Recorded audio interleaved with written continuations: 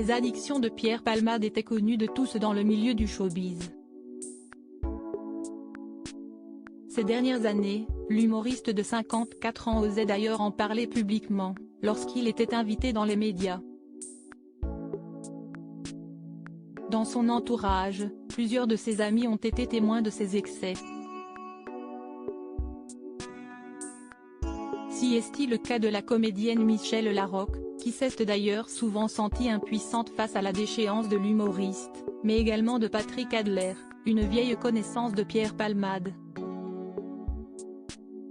Présent sur le plateau de l'Heure des pros ce vendredi 24 février, celui qui évolue lui aussi dans le milieu de l'humour a évoqué les addictions de celui est désormais assigné à résidence, sous bracelet électronique, dans le service d'addictologie d'un hôpital de la région parisienne, suite au grave accident de la route qu'il a provoqué, le 10 février dernier, en Seine-et-Marne.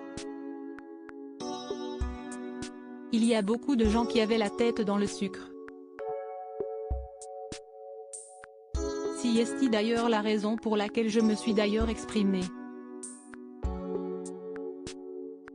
Quand j'ai vu que personne ne s'exprimait par rapport à ce sujet-là, que tout le monde feignait la surprise, je me suis dit, mais dans quel monde vit-on ?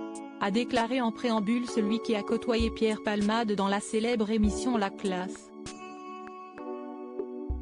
Il y a un type qui était son manager à l'époque, qui a fait un bouquin là-dessus, qui était dans la schnouf, la drogue, note de la rédaction, aussi. Donc Pierre, il a été baigné dans cette piscine de stupéfiants, a-t-il affirmé. Mais vous interveniez par exemple ? Vous échangiez avec lui ? A demandé Pascal Praud à son invité. On est tous intervenus, mais que voulez-vous faire par rapport à un garçon qui pense qu'il a comme viatique la célébrité ? S'est interrogé Patrick Adler, qui a maintes fois tenté de le mettre en garde.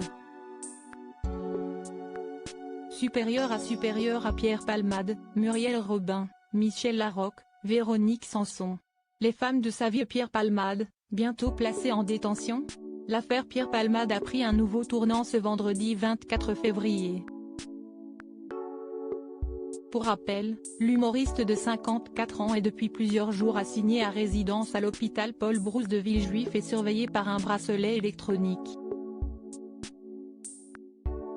Dans la foulée, le parquet a fait appel de cette décision, jugeant cette sentence trop légère. Ce vendredi, la justice a donc statué sur cette assignation à résidence et décidé d'envoyer ou non le comédien en détention provisoire. D'après les informations de BFM Télévision, la décision sera finalement communiquée le lundi 27 février. L'audience, commencée à 9 h et terminée après 10 h, s'est tenue en huis clos, sans médias ni public. Tout le monde est sorti de la salle, ont indiqué nos confrères.